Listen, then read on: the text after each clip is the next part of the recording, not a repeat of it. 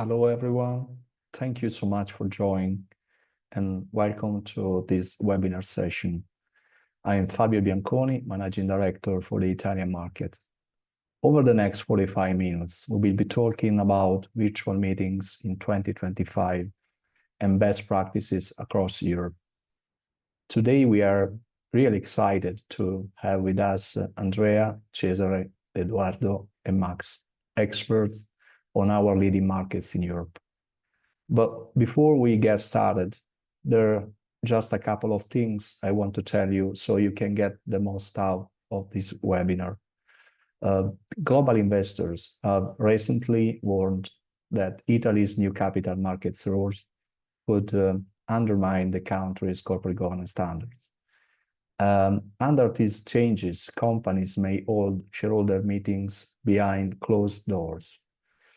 And several listed companies have recently found the system more cost-efficient and time-saving than in-person meetings. But something different from what is happening in Europe. So I leave the floor to Cesare, and good luck. Thank you, Fabio, for the introduction. Before moving to the key topic of today, and the virtual AGM session with the panel of colleagues from other countries of Europe, I'm gonna provide you with some information about the last voting season, the 2024, also with some context about the meeting format that is currently applicable for the Italian market. As you can see from the graph on the right of this slide, you can appreciate that for the greatest majority of FTSE MIB companies, so Italian companies listed in the main index, the most valuable or at least practiced type of meeting is that one that is defined as a designated representative. In other words, the so-called closed-door meeting format, something that was applied after pandemic and has been still brought forward until 2024. Only 6 companies decided to step back to the physical meeting, allowing the participation of shareholders. And what is also important to underline is that for 2025, according to the new law, as Fabio just mentioned, the participation of shareholders in theory should be guaranteed under a physical presence, but companies can still decide to have closed-door meetings only through a change in bylaws. And in fact, during 2024, almost 1/4 of Italian companies under the FTSE MIB decided to propose these changes to the bylaws, and more than half of the companies in the mid-cap index. So what was the reaction from the market? We have seen proxy advisors primarily recommending against these resolutions. And when I mean proxy advisors is primarily ISS and Glass Lewis, the two most influencing in the European and Italian market. And also this has a reflection on institutional investors. On average, we registered only 13% of support in FTSE MIB and a bit more in the mid-cap index, considering also the difference in terms of ownership structure. We want to also have a look at other data that are typically important when it comes to general meetings, so board composition and remuneration, and then we're gonna definitely go to the virtual AGM session. On board composition, after the board renewals in 2024, we can appreciate an overall increase in the independence level of directors. That increased from 65% to 68% on average. If we look at chairmanships, we have in fact an increase as well from 41 to 46%. So now nearly 50% of chairs of FTSE MIB companies are independent.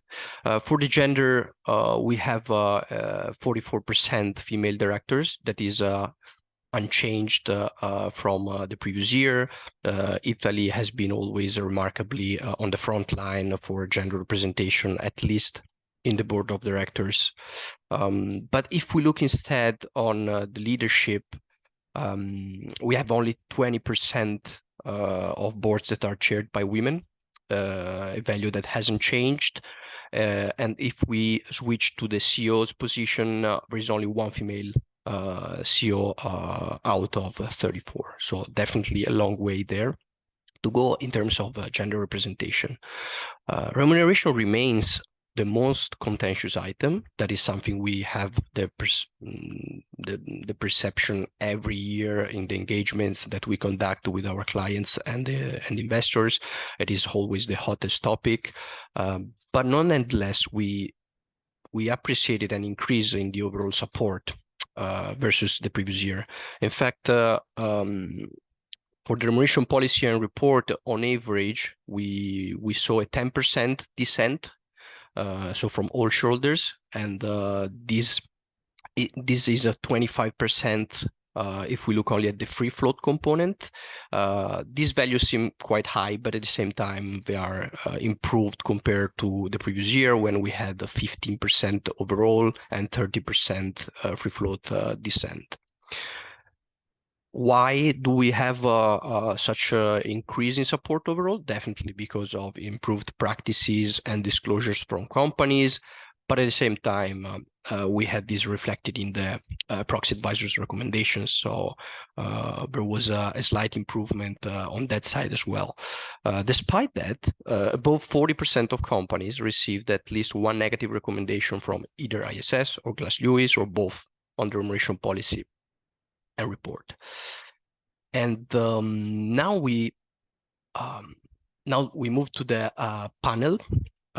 We have a discussion that we can establish with our colleagues from our main markets. We have a representation of the UK, Germany, and Spain. You know that virtual AGMs in Italy are not really a thing. They are permitted by law. Certain companies in amending bylaws decided also to introduce the possibility to have virtual meetings, but we haven't seen any so far.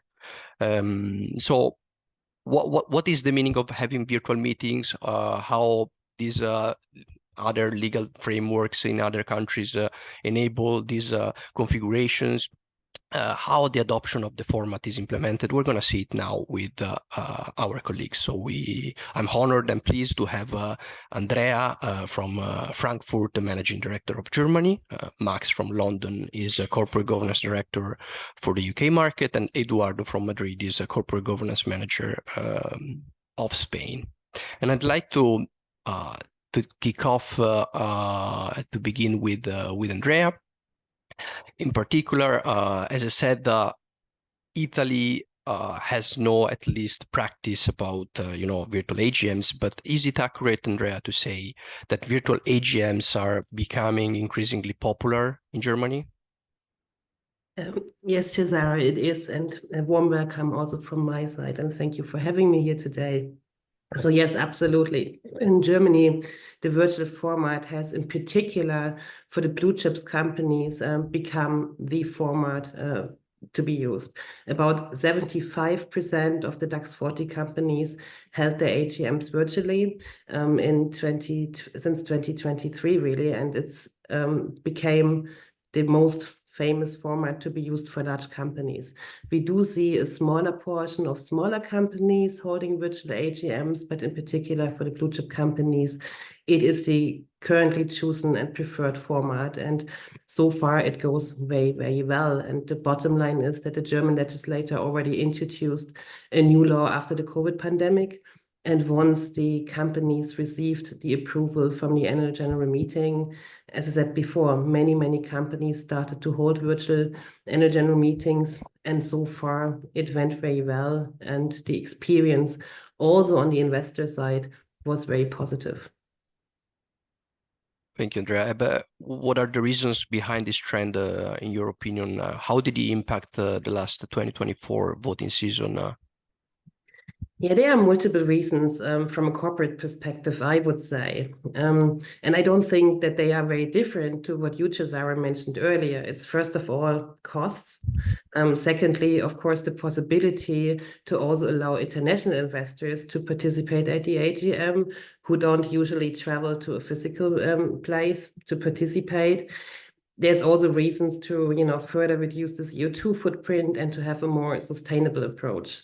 Another one key argument, though, is that, and that's something to be aware of, the German law that I mentioned earlier that was introduced provides the security for all shareholders that the shareholder rights at the virtual AGM are literally exactly the same as at a physical meeting. So shareholders can ask questions, they can have a speech, they can vote live at the AGM. So there is all the safeguards in place to ensure shareholders have the same rights at a virtual meeting as they have on a physical meeting. And the only thing they don't have virtually is obviously the food and drinks that, maybe is one of the reasons why some shareholders attend AGMs also physically. And I'm talking more about the small retail shareholders here.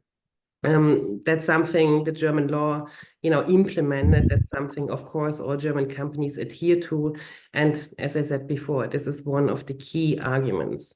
When you ask how this impacted the voting season in 2024, I would say there was no impact, but the number of virtual AGMs were very similar to the year before, but 2025 will become very, very interesting again because there are new authorizations and new authorizations for the articles of association required because the German law also set the standard to limit the authorizations in time, and most companies had only a 2-year authorization. So let's see what the future brings. But for now, it's going very well with the virtual AGMs in Germany.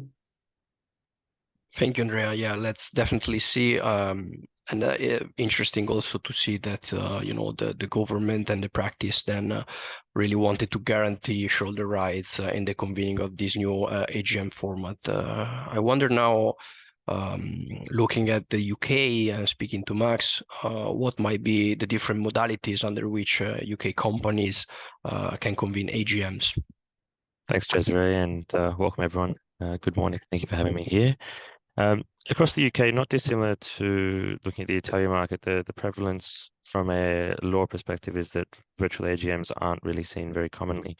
What we saw during the COVID and the pandemic era was that the Companies Act saw a reprieve and allowed companies to hold virtual AGMs due to the extraordinary circumstances. But now that we are well and truly past that, the limitations for companies are based around whether these virtual AGMs are permitted as based on the Articles of Association within a company's own law. So the prevalence in terms of the different modalities we saw across the FTSE 350 in 2024, approximately 80% of companies held physical only meetings. Of these, about 15% included some form of dial-in facility in a webcast, so it wasn't a hybrid format in terms of participation and maintaining shareholder rights, but it did give a broadcast facility to shareholders that couldn't attend in person. Outside of that, the prevalence is for hybrid meetings for the remaining 20% or approximately 20%, with very few companies, only 4 companies held fully virtual meetings in 2024. And there was actually a sort of a new introduction in 2024 that we saw as well, of what they call digitally enabled AGMs. This is something that was where AGMs were held in studio conditions. There was a physical location, but shareholders were politely discouraged from attending, and if they did attend, often not welcomed into the venue. So it was very much a virtual AGM, if you will. But what I would say, aligning with what Andrea said in the German market, where companies are looking at holding different or introducing different modalities to hold their AGMs, what's really important is that it's clear in the notice of meeting as to exactly how the meeting will be held, and that if there are any different ways of holding it other than a physical AGM, that we ensure that shareholder rights are maintained through those facilities, whether it be in a hybrid format or a virtual only format in those very few cases that we're seeing in the UK market. Yeah. Okay. Thanks. Thanks, Max. Speaking of, shareholders and then maybe more broadly stakeholders, in 2024, what was the market sentiment regarding the implementation of virtual or hybrid AGMs? Yeah, look, I mean, when it comes to virtual AGMs, it's quite simple. I mean, we haven't really seen companies looking to change their articles of association to incorporate virtual AGMs. The general market sentiment is clear from stakeholders, and that is that the preference is for physical and/or hybrid formats to be held. We wouldn't expect that to change. And again, you know, the focus is really on maintaining shareholder rights should there be any sort of variance in how they're held. We haven't seen anything or foresee any significant changes in the market, and we would expect that physical AGMs will be the prevalent modality as we move forward. Understood. Quite interesting as well. Thank you. We switch now to Spain. I'd like to have a question for Eduardo. Maybe you can share how Spanish companies have approached AGMs since the pandemic, and whether any new modalities such as virtual or hybrid AGMs were observed in the 2024 voting season. Absolutely. Well, firstly, morning, everyone. Thanks for having me too. Back to your questions. Firstly, we would have to go back to the pandemic years when, well, like many other countries, the Spanish Parliament approved several urgent decrees for issuers to hold virtual-only AGMs in 2020 and 2021.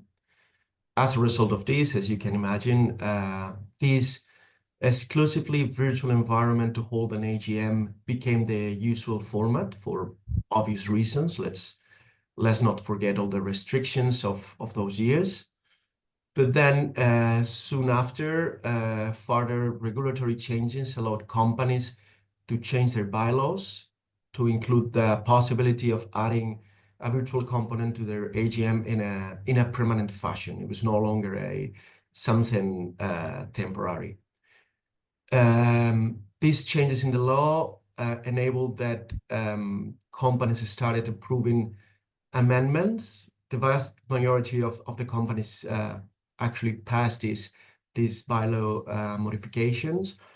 And actually, as a result of this, since 2022 until actually right now, the majority of the AGMs, for instance, above 90% in the IBEX 35, have been held in a hybrid manner, which actually also is the preferred format for market stakeholders, as it allows shareholders to attend physically and virtually.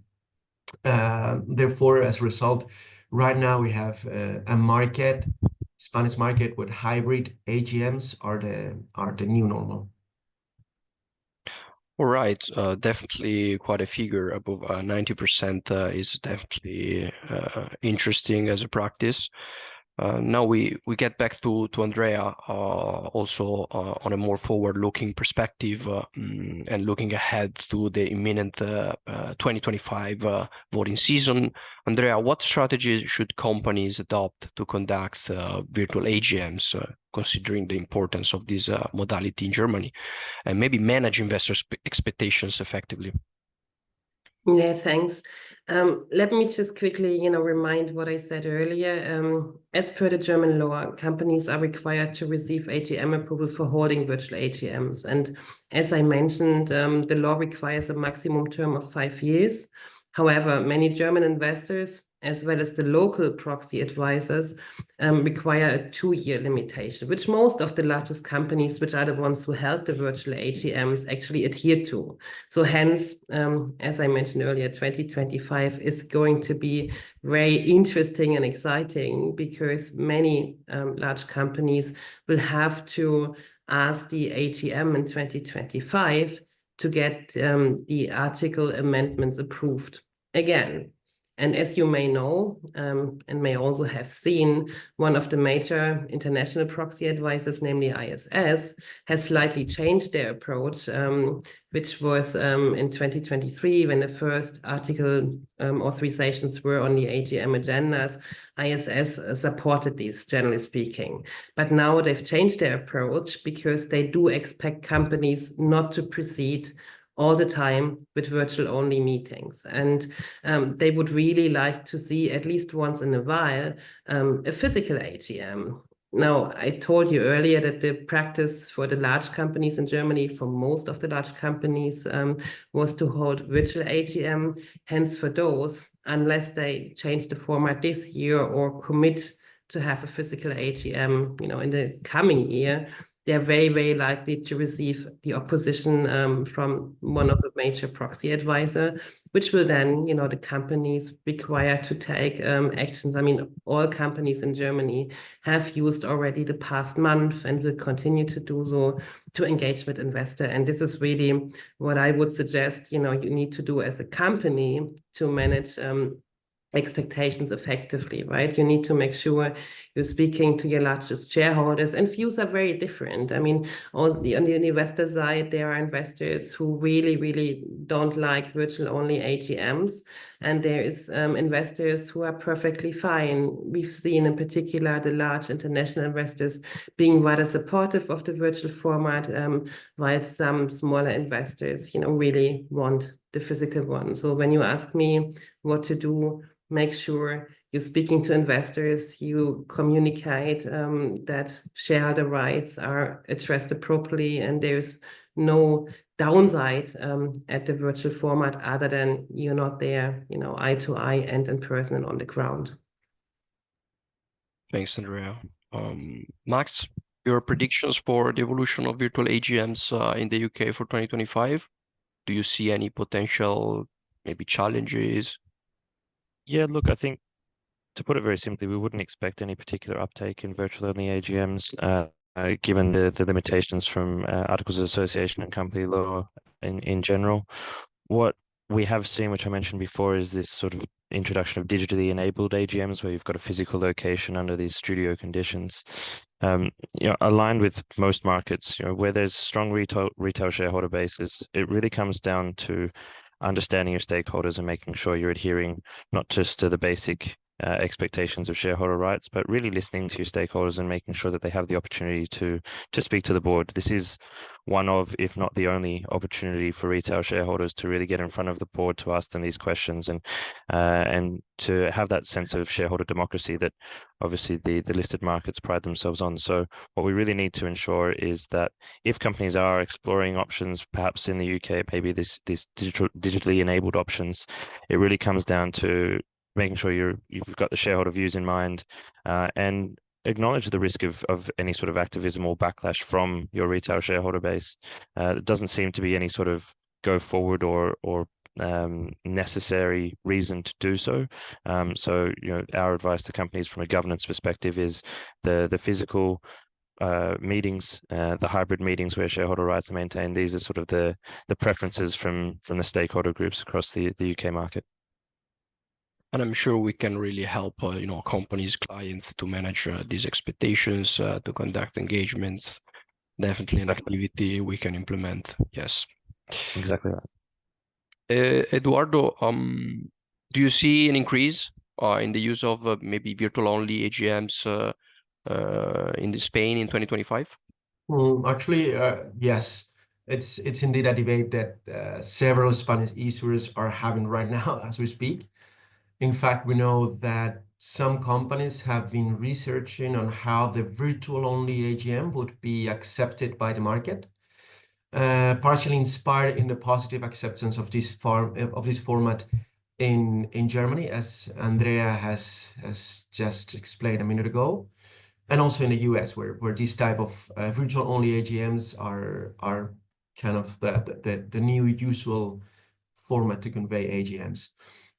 In fact, our prediction is that the number of virtual-only AGMs will increase in 2025 or 2026, the latest. I mean, an increase is also expected because we must keep in mind that this type of general meetings are almost non-existent in Spain as of today. So in a way, it's a challenge, but also it's expected that there's a certain growth in that area. Let's see how it goes. Actually, it's a bit tricky because most issuers amended their bylaws to enable the virtual component at the AGMs under the promise of holding fully virtual AGMs only under exceptional circumstances. So let's see how they manage this. No, I understand it's very similar to Italy in this sense of the possibility to have under exceptional circumstances the virtual meeting, but at least for the Italian market, no real practice in this. But do you see benefits for companies or shareholders in holding virtual AGMs? Well, shareholders, it's complicated that they experience any benefit because they already benefit from hybrid AGMs, but they already enable to actually participate at the AGM online. So in the case of companies, we've heard that reasons that resemble to what also Andrea just explained a minute ago. Companies argue reasons that relate to the reductions of costs, the reduction of time. As those are the main causes to consider adopting the virtual-only AGM format. Nonetheless, we are also aware that there are other powerful underlying reasons to consider virtual-only AGMs, such as protecting executives and directors from shareholders' discontent at the physical AGM, which actually is one of the concerns why most stakeholders discourage companies from adopting virtual-only AGMs. Definitely a topic will be in the spotlight in the next months and also moving forward in the next years. Thank you very much, everybody, again. I think now we can have a look. If there are any questions, feel free to use Q&A or chat or whatever. Maybe we start with this question, and it's about the closed door meeting format. That is something that is widely seen in Italy, as we discussed before. Andrea, Max, Eduardo, is it a format that you see in your markets, or is it correct to say that there is no closed door meeting in your market? Maybe we start again from Andrea and then Max, Eduardo. In Germany, this would not be possible. As I explained earlier, the law really requires the shareholder rights to be safeguarded. So hence, closed door is no option. Yeah, I'll just echo those sentiments for the UK. Yeah, it's exact same thing in Spain. It wouldn't be legal, or yeah, it doesn't happen. Okay. We have also another question for Germany, specifically for the 2025 voting season. And the question is about if you know that companies that have introduced in the bylaws the virtual AGM will return to physical meetings due to the opposition of proxy advisors and/or institutional investors. Andrea. I mean, I'm personally aware there is a couple of companies who, for that reason, hold a physical AGM in 2025. However, the vast majority of the blue chip companies that held virtual before will continue with the virtual AGM in 2025. And then, of course, it depends if they manage to receive the approval that is required in order to have a new authorization for the coming years in place. If not, they can, do so in 2026 onwards. But this needs to be seen, and this really depends on the ability of the companies to get the message across to the investors that, all the shareholder rights are safeguarded in a virtual format in Germany. Absolutely. Thank you, Andrea. We don't have any further questions at the moment. I just remind you all that if you want to have further information about the 2024 voting season, so the past voting season, we have published this Lighthouse document that you can find available on our website. In any case, we remain at full disposal. If you have any questions, anything you would like to reach out, you have the contacts. You can easily use the forms on our website. I'd like just to thank again the participants, give the word to Fabio for his final comment, and then have a nice day. Thank you, Cesare, and thank you, Max, Eduardo, and Andrea. Today, we have gained insights from main financial markets regarding how shareholder meetings are held across Europe. we saw that virtual and hybrid meetings are starting to become a well-established practice for many prominent European listed companies. However, let me voice a word of support for the Italian market. The complexity of the intermediary system does not currently allow, with the available technology, the implementation of virtual meetings in the way institutional investors would hope for. Therefore, it is necessary to seek a balance between the needs of listed companies and the principles advocated by many international stakeholders. We expect that in 2025, many companies will return to holding in-person meetings, which is certainly a positive development for the market. However, it does not necessarily represent the solution of the issue. So there are no additional questions from our participants, so we can conclude by saying goodbye and thanking all of you.